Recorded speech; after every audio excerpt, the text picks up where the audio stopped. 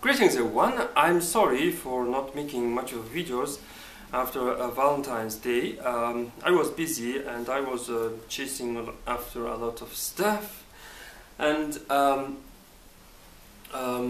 as you can see, I'm having this messy hair, so I feel a need to cover myself with fancy stuff. So this is going to be a traditional Mongolian hat. Not not every Mongolians wear this. These are going to be especially for Halal Mongolian men. So during summer, men usually wear like this, and during winter, you can wear like this. Basically, this is a version of a Chutian hat, and you can make it very, this tall to show that you are like a super duper being. But if you do it very, this high and stuff, people might call you a dickhead, something like that. So the reason why I'm making video today is that I just watched a video where these Muslims and Jews are talking about their this halal and kosher. I thought this word kosher was quite close to our meat pie, name for a meat pie, kosher. So question is, why this topic is important, why this topic is spiritual. You see, sex and marriage and this job and etc., everything can be somewhat spiritual, and everything has this tendency to be regulated by a faith and religion or belief. So slaughtering animals and slaughtering goats and sheep is an important topic, and people are concerned about it a lot, especially women. It's something, this a very important social topic, something like that.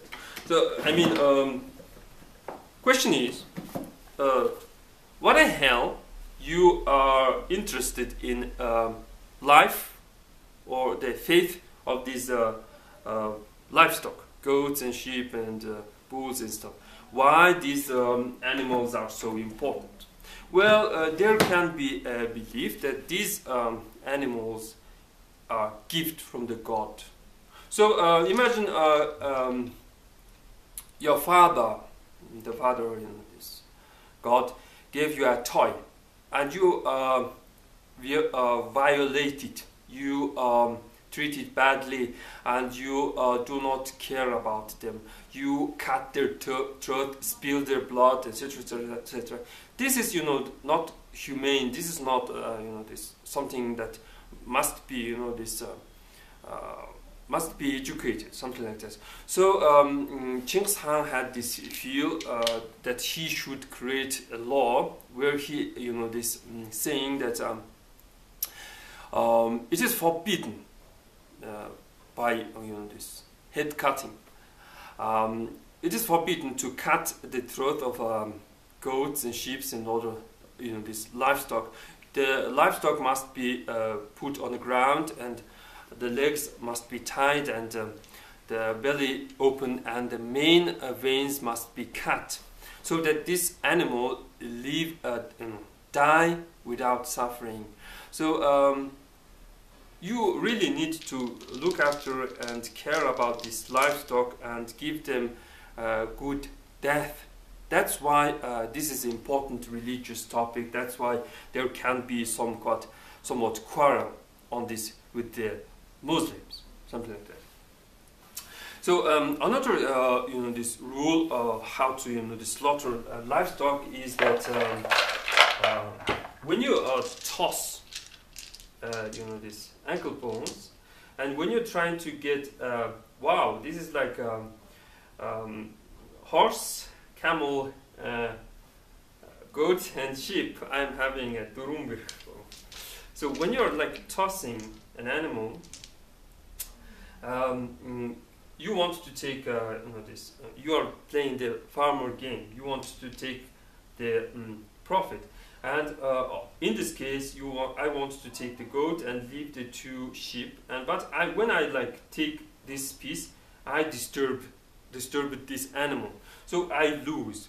So why, when you want to take this profit, you must not disturb other pieces? It is because you don't want to show the death to these animals. If you have selected something you want to slaughter, the killing must be away from the main, the stock. They must not see this cruelty. Women must not see the cruelty, or children must not see this cruelty. Usually it's, of course it's okay for boys to look at this. So you have to like do it away from the livestock, and you must not never spill their blood, etc., etc. So we have this religious belief how to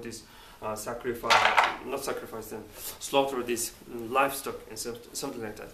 Nowadays, you don't know if you're eating animal meat that is suffered, died because of bloodletting or something like that.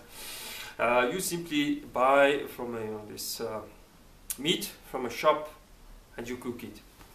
But if you're like visiting some kind of a Mongolian worship stuff, you have to make sure that all the goats and sheep are slaughtered according to tradition, without any pain, and everything went peacefully, and there was no somewhat cruel stuff.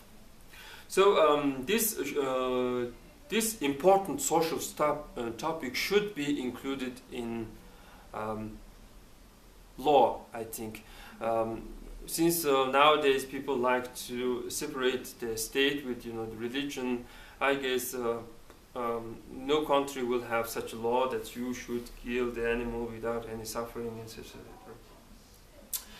Well, basically that's pretty much for today, but today I would like to focus on hate. Last week, 2 weeks ago, I met an Englishman and had a meal with him. The reason why I had a meal with him, it is because he was chatty, and he gave me good advice, like when you are shaking someone's hands, make sure you look at this person's eyes, something like that. So do like this. But here we usually shake what we are shaking, so we are looking at the hands. And I really like this advice, and he asked me a tricky question.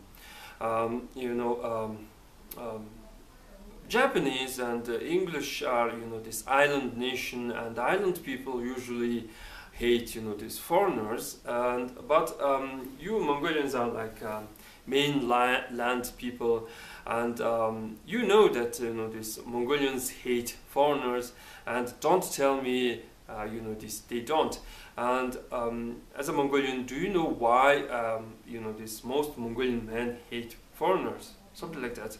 So maybe it's not this good news for you. You must know that most Mongolian men hate foreigners.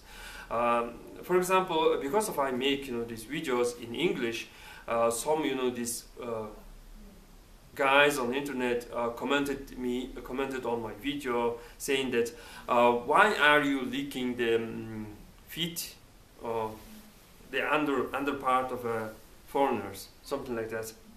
We call it ol. It means why you are like being this very compassionate about them, something like that, or doing some stuff for them, something like that. Well, personally, I'm not licking the foreigners, this legs. I'm not this. I don't have this fetish.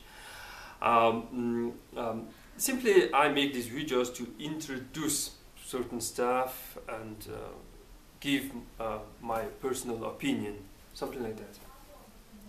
So I told him, the simple answer. Well, some Mongolian men are not so educated.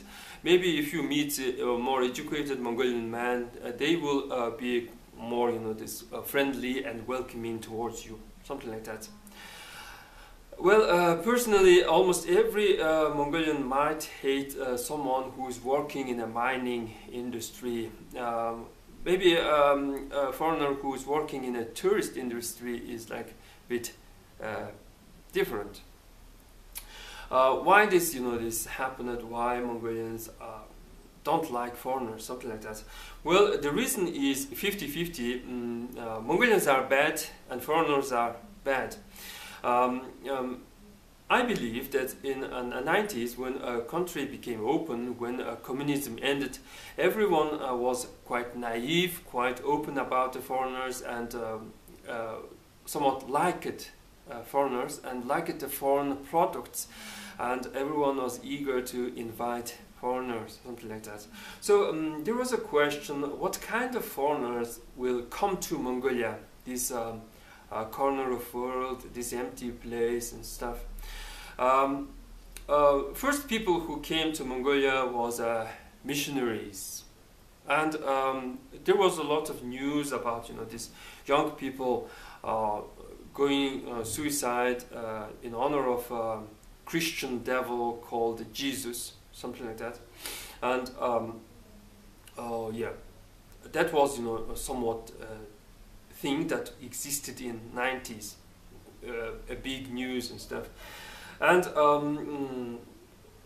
it started when people started to sell their not a belief but bill. I mean, Jesus came to take their belief.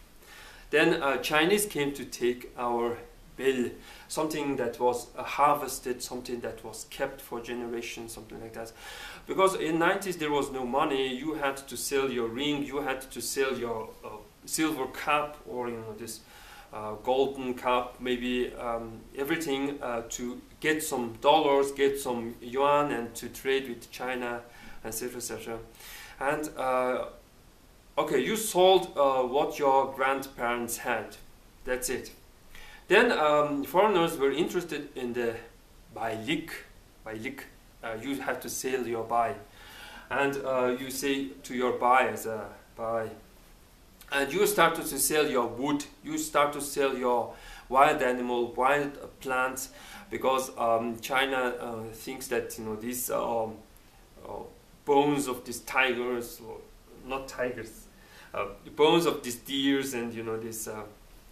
And other these animals are like magical, and this improving people's health, etc., etc. So everyone is like this attacked the mother nature, and it was ruined. It was ruined so badly that China even stopped buying trees from us, because Gobi Desert is messing with their capital city, sending the dust storm and stuff.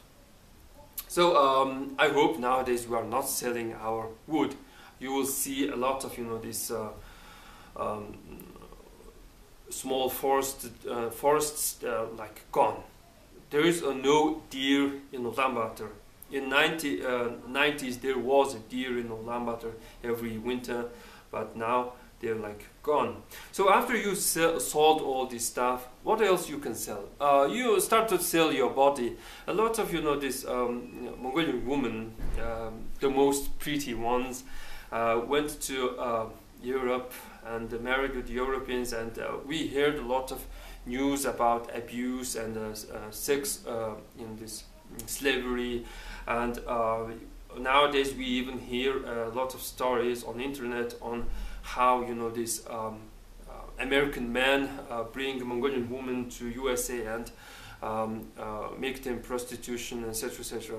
So I wonder why this American embassy even they give them a visa, something like that. So those women who went to Asia did not met their this good luck, and there was a lot of this Mongolian women marrying with the Christian Koreans and stuff. So the local man started to develop into I don't know, mad orcs, So after you sold some amount of your body, what can you sell? Well, those are in top start to sell the land.